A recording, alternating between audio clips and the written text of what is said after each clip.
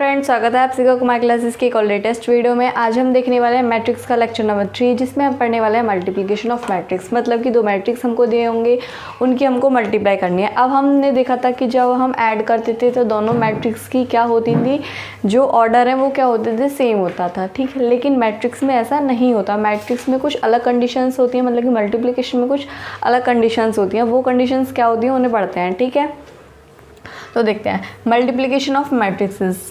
ठीक है, तो दो आव्यूह ए तथा बी का गुणनफल परिभाषित होता है यदि ए में स्तंभ की संख्या बराबर होती है बी में पंक्ति की संख्या के। सबसे इम्पोर्टेंट बात यही है कि जब दो मैट्रिक्स की हम मल्टीप्लाई करते हैं तो उसके लिए इम्पोर्टेंट है कि ए में जितने स्तंभ हैं, माना एग्जाम्पल लेते हैं एक कि एक कैसा है AIJ, एक ऐसा मैट्रिक्स है कि इसमें 2x3 का, यानी कि इसमें स्तंभ की संख्या कितनी है, ये किसकी होती है, रो की संख्या यानी कि पंक्ति की संख्या, और ये किसकी होती है, स्तंभ की संख्या, यानी कि स्तंभ में इसकी संख्या कितनी है, 3। तो बी जो मैट्रिक्स होगा ना, जो बी मैट्रिक्स होगा उसमें पंक्ति की संख्या 3 होनी चाहिए, वो होनी चाहिए 3x समथिंग, मतलब कि जैसे 4 मान सकते हैं। तो इसमें रो कितनी है, 3। ठीक है, यानी कि ए में स्तंभ की संख्या और बी में पंक्ति की संख्या बराबर होनी चाहिए यदि हम दो मैट्रिक्स की गुणा करना चाहते हैं। सबसे पहली और सबसे महत्वपूर्ण कंडीशन यही है कि ए में स्तंभ की संख्या बी में पंक्ति की संख्या के बराबर होनी चाहिए। यदि ए में स्तंभ की संख्या 3 है तो बी में पंक्ति की संख्या भी 3 होनी चाहिए, और यदि ऐसा हो जाता है यहाँ पर 3 की जगह 4 होता है तो हम इसे इन दोनों की मल्टीप्लाई नहीं कर सकते। अब हम देखें कि अगर दोनों के ऑर्डर सेम हैं तो क्या हम उनकी मल्टीप्लाई कर सकते हैं, यानी कि ए का ऑर्डर क्या है 2x3 और इसका भी ऑर्डर क्या है 2x3। अब यहाँ पर स्तंभ की संख्या कितनी है, 3, और यहाँ पर पंक्ति की संख्या कितनी है, 3। मतलब कि अगर सेम ऑर्डर के हैं तो हम उन्हें भी मल्टीप्लाई नहीं कर सकते। क्यों नहीं कर सकते, क्योंकि यहाँ पर स्तंभ की संख्या बराबर नहीं है पंक्ति की संख्या, और सबसे महत्वपूर्ण कंडीशन यही है हमारी। ठीक है, आगे बढ़ते हैं। मान लीजिए एक मैट्रिक है AIJ M क्रॉस N कोटि का। ठीक है, कोटि का आव्यूह। अब आप इसी से अंदर लगाइए कि M क्रॉस N, यानी कि इसमें स्तंभ की संख्या कितनी है, N। तो जो B आव्यूह होगा उसमें पंक्ति की संख्या कितनी होनी चाहिए, N। ठीक है, तो M क्रॉस N कोटि का आव्यूह है तो BJK, अभी मैं इसको बताऊंगी ये JK क्यों लिखा है और वहाँ पर IJ क्यों लिखा है। ठीक है, तो वो कैसा होना चाहिए, N क्रॉस P, यानी कि इसमें पंक्ति की संख्या और इसमें स्तंभ की संख्या दोनों बराबर हैं, तो इनका जो गुणनफल है AB वो क्या होगा, डिफाइन होगा। ठीक, कोटि का आव्यूह है तब आव्यूह A तथा B का गुणनफल एक M क्रॉस P कोटि का आव्यूह C होता है। और एक बात हमको ये याद रखनी है कि जो हमारा C आव्यूह आएगा, जो A और B का मल्टीपल होगा, वो कैसा होगा, M क्रॉस P, यानी कि M क्या है, इसकी पंक्ति की संख्या, और P क्या है, इसके स्तंभ की संख्या। ठीक है, तो यानी कि हम क्या कह रहे थे कि जो A तथा B का गुणनफल AB, उसको एक अलग नाम दे दिया, यानी कि AB किसके इक्वल बोल दिया हमने, C के इक्वल बोल दिया, कोई नहीं। C एक M क्रॉस P का, यानी कि M क्या है, A के पंक्तियों की संख्या, और P क्या है, B के स्तंभ की संख्या, कोटि का आव्यूह होगा। ठीक है, तो आई होप कि आपको ये समझ में आएगा। अब हम समझते हैं JK का क्या रोल है यहाँ पे। मतलब कि इसका रोल ये है, हम मल्टीप्लिकेशन में पता है क्या करते हैं, मल्टीप्लिकेशन में करते हैं कि IV पंक्ति का और JV स्तंभ का, IV पंक्ति का और JV स्तंभ का जो अवयव होता है उन दोनों को आपस में गुणा करते हैं और जोड़ देते हैं। ठीक है, मतलब कि IV पंक्ति और JV स्तंभ के अवयव की गुणा करके जोड़ देते हैं, और हमारा क्या आ जाता है, CI, जैसे यहाँ पर लिखा भी है, मतलब कि IV पंक्ति और JV क्या है, स्तंभ, इसमें पंक्ति क्या है, 1। ठीक है, अभी जो हम एग्जाम्पल देखेंगे तो आपको और भी अच्छे से क्लियर हो जाएगा कि मैं क्या कहना चाह रही हूँ। ठीक है, इसको हम अदर वर्ड्स में ये भी बोल सकते हैं कि दिस, ठीक है। ये तो बहुत सिंपल है। पहले हम एक एग्जाम्पल की हेल्प से समझने की कोशिश करते हैं कि मल्टीप्लिकेशन करते कैसे हैं, ठीक है। उसका मैं आपको एक बहुत अच्छा तरीका भी बताऊंगी, जिसे आप ट्रिक भी मान सकते हैं, जिससे आप इजीली मल्टीप्लाईज को कर पाएंगे, ठीक है। मल्टीप्लाई बच्चों को बहुत हार्ड लगती है, लेकिन बहुत ईजी लगने लगेंगे। लिया है हमने कि ए एक मैट्रिक्स है, ठीक है। इसके एलिमेंट्स क्या हैं, ये हैं। तो ये किस कोटि क्या है, इसकी ऑर्डर क्या है, इसका 2 पंक्तियां हैं इसमें, 1 और 2। कितनी पंक्तियां हैं, 2 पंक्तियां, यानी कि 2 पंक्ति। और स्तंभ कितने हैं, 3, ठीक। अब इसका ऑर्डर लिखते हैं। इसमें कितनी पंक्ति हैं, 3, और स्तंभ कितने हैं, 2। तो पहले तो हमें यही चेक करना होगा कि क्या हम इन दोनों की मल्टीप्लाई कर सकते हैं। तो देखते हैं क्या हम इन दोनों की मल्टीप्लाई कर सकते हैं। तो इसके क्या है, 2 क्रॉस 3, और इसका क्या है, 3 क्रॉस 2, ठीक है। यानी कि इसमें स्तंभ की संख्या और इसमें पंक्ति की संख्या दोनों क्या है, इक्वल है। तो हम इन दोनों, ये दोनों क्या है, इक्वल है, तो हम इन दोनों की मल्टीप्लाई कर सकते हैं, ठीक है। तो करते हैं। तो इसको हम कैसे करेंगे, हमें कैसे यहाँ पे एरो बना लेंगे, ठीक है, ऐसे ऐसे कर लेंगे। तो हमें क्या करना है, पहले नंबर की पहले में मल्टीप्लाई करनी है, ठीक है, यानी कि 1 की 2 में मल्टीप्लाई करनी है। ए बी क्या होगा हमारा, सबसे पहले हमने एरो बना लिए, ठीक है। तो 1 की 2 में मल्टीप्लाई करनी है, 1 × 2, प्लस -1 की -1 में मल्टीप्लाई करनी है, तो क्या आएगा, -1 × -1, प्लस 2 की 5 में मल्टीप्लाई करनी है, 2 × 5। और ये क्या कर लिया हमने, एक लाइन के ऐड कर लिया आपस में। अब ठीक है, अब पहली पंक्ति की हमने गुणा कर दी, ठीक है, पहली पंक्ति की पहले स्तंभ में गुणा कर दी। अब पहली पंक्ति की दूसरे स्तंभ में गुणा करते हैं, यानी कि ये तो पूरा हो गया एक एलिमेंट हमारा, ठीक है। इसको जोड़ के निकाल लेंगे, ठीक है। अब करते हैं दूसरा, यानी कि पहली पंक्ति के दूसरे स्तंभ में। तो 1 की 7 में 1 × 7, प्लस -1 × 1 -1 × 1, ठीक है, प्लस 2 × 4 2 × 4। तो ये क्या हो गया हमारा दूसरा एलिमेंट हो गया, ठीक है। अब पहली पंक्ति की हमने पहले स्तंभ में भी कर दी और पहली पंक्ति की दूसरे स्तंभ में भी कर दी। अब हमें सेम क्या करनी, दूसरी पंक्ति की गुणा करनी है पहले स्तंभ में और दूसरे स्तंभ में, ठीक है। तो करते हैं, पहली पंक्ति की तो कर दी, दूसरी पंक्ति की कर दें, तो दूसरी पंक्ति की पहले इसमें गुणा करेंगे, यानी कि ये, ठीक है ना। अब इसे कर लेते हैं, तो 0 × 2 0 × 2 प्लस 3 × -1 3 × -1, ओके, प्लस 4 × 5, ठीक है। ये हमने आपस में जोड़ लिए मल्टीप्लाई करके, ठीक है।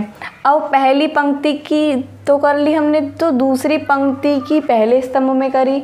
अब दूसरी पंक्ति के साथ कौन रह गया, दूसरा स्तंभ रह गया, ठीक है। तो करते हैं, तो 0 × 7 0 × 7 प्लस 3 × 1 3 × 1 4 × 4, ठीक है, प्लस 4 × 4। तो ये हमारे क्या बन गए, हमारे 4 एलिमेंट हो गए, ठीक है। अब इसका ऑर्डर क्या होगा, 2 क्रॉस 2 का होगा। देखिए तो कई वही है, 2 पंक्ति 2 स्तंभ, यानी कि जो हमने करा है वो बिल्कुल ठीक है, जो ऑर्डर है 2 क्रॉस 2 का ही बना है, ठीक है। तो अब इसे सॉल्व कर लेते हैं, तो सिर्फ सॉल्व करना है हमको। तो 1 × 2 = 2 प्लस 1 5 × 2 = 10 7 प्लस नहीं माइनस आएगा, क्योंकि -1 और -1 प्लस 1 -1 प्लस 8 0 प्लस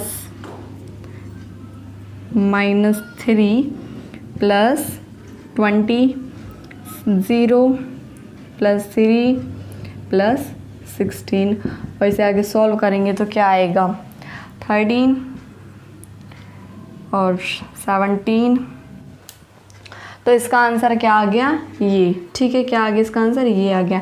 अब आपको पता चल गया कैसे करना है। पहले पहली पंक्ति की दोनों स्तंभ में गुणा करी, फिर दूसरी पंक्ति की करी दोनों स्तंभ में गुणा, और कैसे करनी, पहली एलिमेंट की पहले के साथ, दूसरे एलिमेंट की दूसरे के साथ, और तीसरे एलिमेंट की तीसरे के साथ, और तीनों को आपस में जोड़ के एक एलिमेंट बना देना है।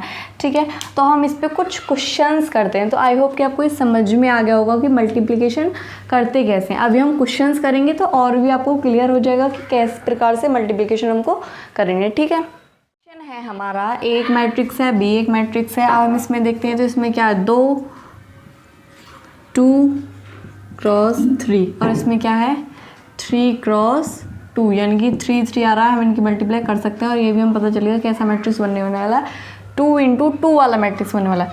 तो सबसे पहले उसने कहा है हमें ए बी निकालिए, और फिर कहा है बी ए निकालिए। पहले हम ए बी निकालते हैं। तो ए बी के लिए क्या होगा, ए × बी, यानी कि ए और बी इसी क्रम में है जिस क्रम में हमारा क्वेश्चन है। तो यहीं पे कर लेते हैं, ऐसे हमने एरो लगा दिए। ठीक है, तो पहले एलिमेंट की पहले के साथ, यानी कि 1 × 2 प्लस -2 × 4, ओके, प्लस 3 × 2, ये एक एलिमेंट बन गया हमारा पूरा। अब दूसरे स्तंभ में करते हैं तो 1 × 3 प्लस -2 × 5 प्लस 3 × 1। इससे अगला एलिमेंट क्या होगा, फर्स्ट की मल्टीप्लाई कर दिया, हमें क्या करनी है, सेकंड की मल्टीप्लाई। ठीक है, यानी कि इस वाले की करनी है। ठीक है, तो -4 × 2 प्लस 2 × 4 प्लस 5 × 2। ठीक है, ये हो गया हमारा एक एलिमेंट। Okay, -4 × 3 2 × 5 plus 5 × 1। ठीक है, और ये हमारा एक एलिमेंट। तो इसको सॉल्व करेंगे तो हमको क्या, ये तो हमें मिल गया ए बी। अब हमें क्या निकालना है, बी ए निकालना है। तो बी ए के लिए क्या होना चाहिए, बी पहले होना चाहिए, ए पहले होना चाहिए, बी पहले होना चाहिए, और ए क्या होना चाहिए, बाद में होना चाहिए। तो बी को पहले लिखना पड़ेगा और ए को बाद में लिखना पड़ेगा। ऐसे नहीं कर सकते आप यहाँ पे, जैसे कि मल्टी उसमें कर देते हैं ना आप, किस में कर देते हो, नंबर्स में। ऐसे नहीं चलेगा यहाँ पे। 2 3 5 1। ठीक है, इसकी मल्टीप्लाई करनी है हमको, किस में करनी है, 1 -4 -2 2 3 और 5। अब देखो यहाँ पे इसका क्या है, 3 × 2 और इसका क्या है, 2 × 2। तो क्या ये दोनों डिफाइंड हैं, जी बिल्कुल हैं डिफाइंड, 2 × 2। लेकिन यहाँ पर जो मैट्रिक्स आने वाला वो आएगा 3 × 2 का। करते हैं इसे, 3 × 2 का मैट्रिक्स किस प्रकार से मिलेगा, पहली पंक्ति और 3 स्तंभ से मल्टीप्लाई करनी है आपकी बार हमको। ठीक है ना, तो पहली पंक्ति और 3 स्तंभ, तो 2 × 1, ठीक, प्लस 3 × -4, 3 × -4। तो ये हो गया हमारा एक। 2 × -2, 2 × -2, 3 × 2 प्लस 3 × 2। ठीक है, ये एक हो गया। 2 × 3, 2 × 3, सॉरी ये कितना था हमारा, 2 पंक्ति और 3 रो, 3 × 3 का मिलेगा यहाँ पे, क्या मिलेगा, 3 × 3 का।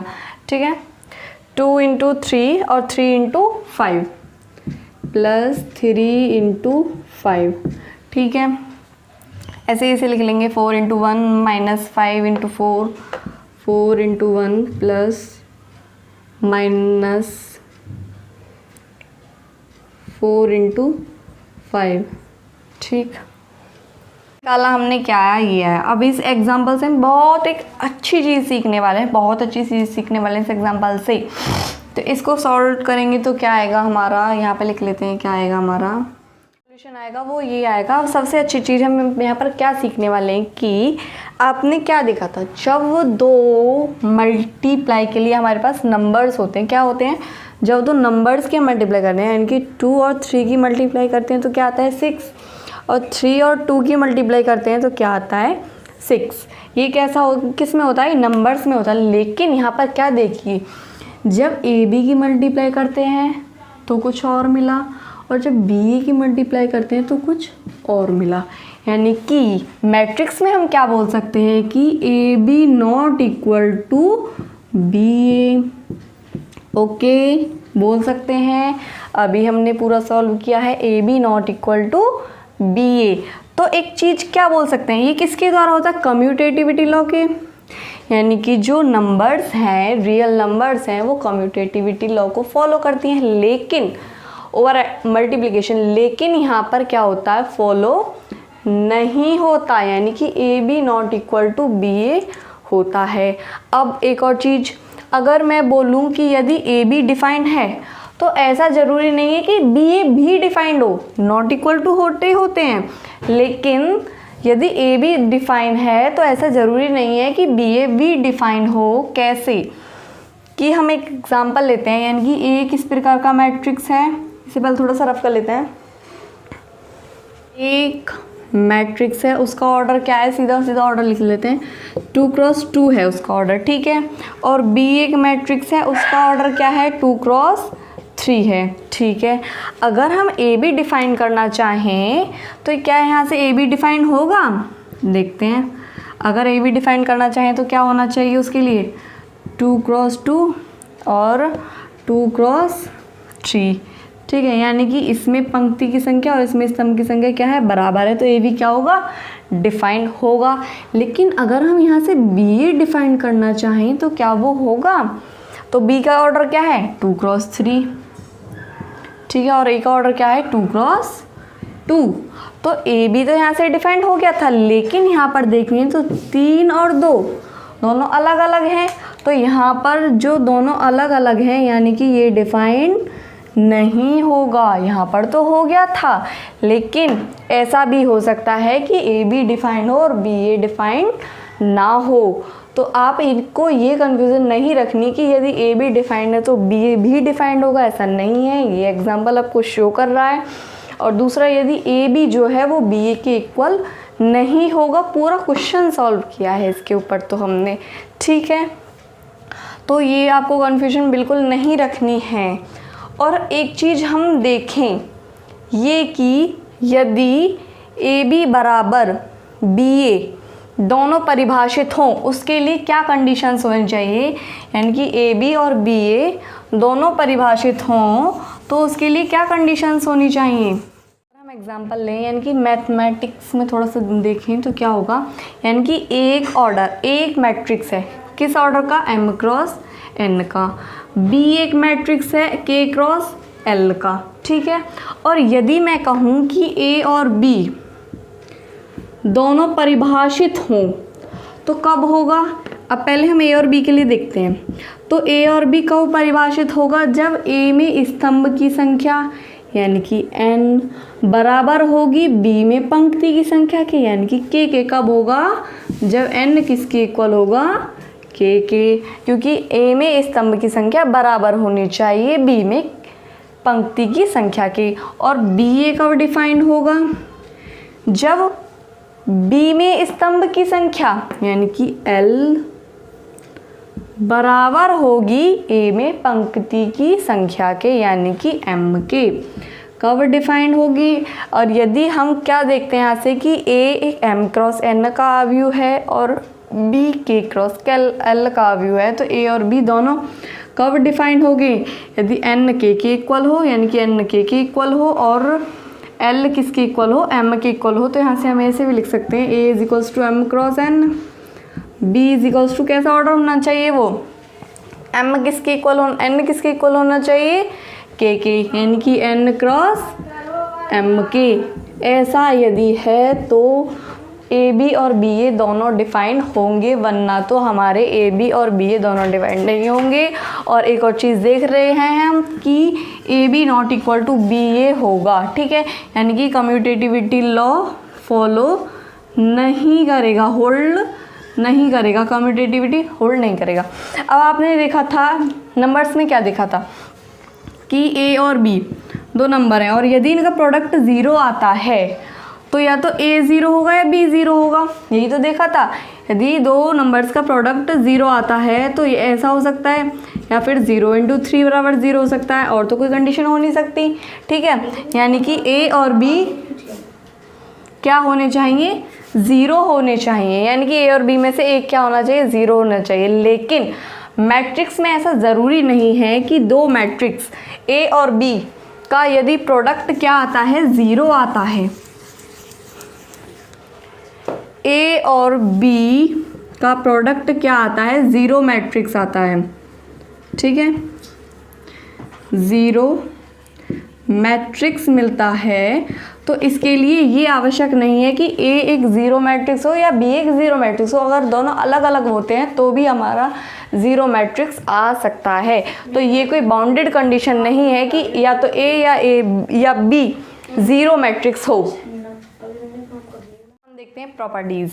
सबसे पहली तो हमने देख ली कि कम्यूटेटिविटी होल्ड नहीं करता है, यानी कि A B not equal to B A. ठीक है, और कंडीशंस भी देख ली, यदि ए और बी दोनों परिभाषित हैं और परिभाषित नहीं भी हो सकते और हो भी सकते हैं, तो कंडीशंस क्या होंगी और भी बहुत सारी चीज़। अब हम देखते हैं एसोसिएटिविटी।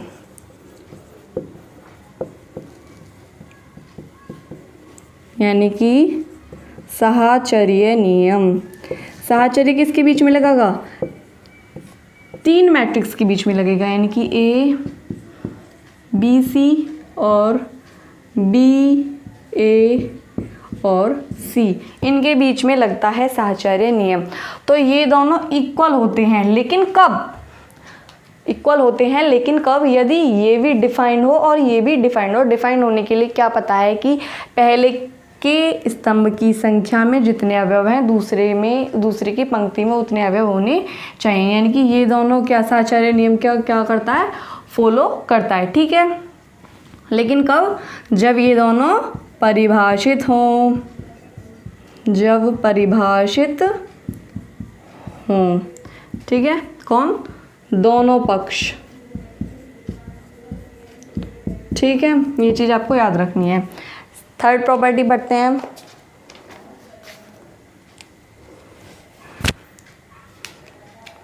थर्ड है डिस्ट्रीब्यूशन लॉ, यानी कि वितरण नियम। हिंदी में क्या बोलेंगे, वितरण नियम। यानी कि A plus B into C बराबर होता है A B plus B C के। ओके, और इसमें एक और कंडीशन आ जाती है हमारी कि ए बी प्लस सी बराबर होता है ए बी प्लस ए सी के। ठीक है, लेकिन कब, सेम कंडीशन, जब दोनों पक्ष क्या होंगे, ये दोनों परिभाषित होंगे और ये दोनों भी परिभाषित होंगे, तभी इक्वल आएंगे। लेकिन अगर परिभाषित नहीं है तो वो आप निकाल ही नहीं सकते। अगर ए बी परिभाषित नहीं है तो आप ए बी नहीं निकाल पाएंगे। और ए प्लस बी के लिए क्या होना चाहिए, ऑर्डर सेम होने चाहिए, और फिर क्या होना, इन दोनों के लिए ऑर्डर सेम होने चाहिए, और फिर क्या होना चाहिए, इसमें स्तंभ की संख्या बराबर होनी चाहिए इसमें पंक्ति की संख्या की। ठीक है, सेम इसमें, और फिर ऑर्डर इक्वल होना चाहिए, मतलब कि जब दोनों परिभाषित होंगे पक्ष तो ये दोनों भी इक्वल होंगे। ठीक है, एक प्रॉपर्टी और, उसके बाद हम अपनी वीडियो को एंड करते हैं और कल वो कुछ इंपॉर्टेंट क्वेश्चंस करेंगे हम। ठीक है, इसी से रिलेटेड। गुणनखित अस्मक का अस्तित्व। गुणनखित अस्मक का अस्तित्व से मतलब है कि एक मैट्रिक्स है तो हम इसमें कौन से ऐसे मैट्रिक्स की मल्टीप्लाई करें कि हमें क्या मिल जाए, ए ही मिल जाए। तो इसके लिए क्या होना चाहिए, इसके लिए होता है आई, क्या है, आइडेंटिटी मैट्रिक्स। ठीक है, यानी कि ए आई क्या होता है, इक्वल टू ए होता है, और आई ए भी क्या होता है, ए होता है। और ये कुछ प्रॉपर्टीज़ हैं जो हमको क्या करनी है, याद रखनी है। इससे बेस्ड हम क्वेश्चन कल करेंगे। और यदि आपको वीडियो अच्छी लगे तो वीडियो को लाइक करें, कमेंट करें और शेयर करें। Thank you so much.